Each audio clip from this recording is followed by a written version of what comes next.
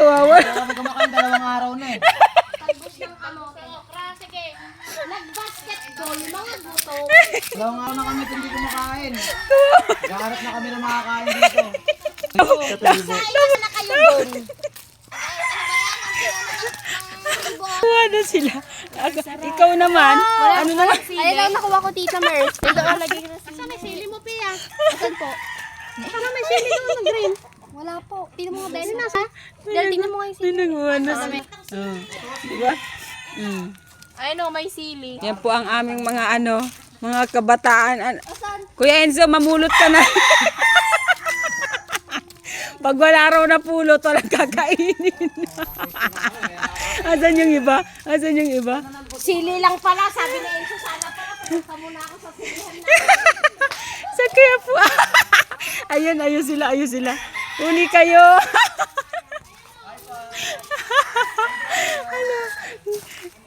Sabi ni Tito Udeng, 2 araw na raw kayo di nakakain. Patingin niya.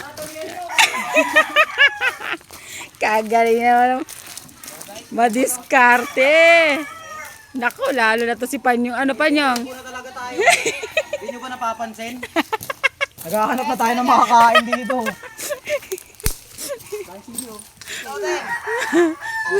Kapayat ka na dyan. Gulay-gulay na lang tayo. Dami na nakuha, oh. Wala na maulam. Oh, yung buko. Wala boy. Oh, ito. Guys.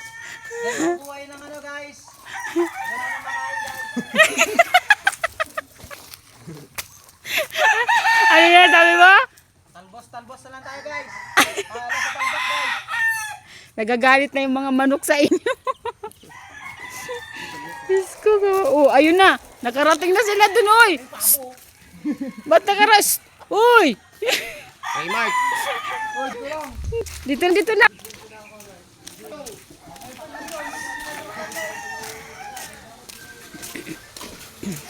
Yan na, nandito kami kila Ate Winnie.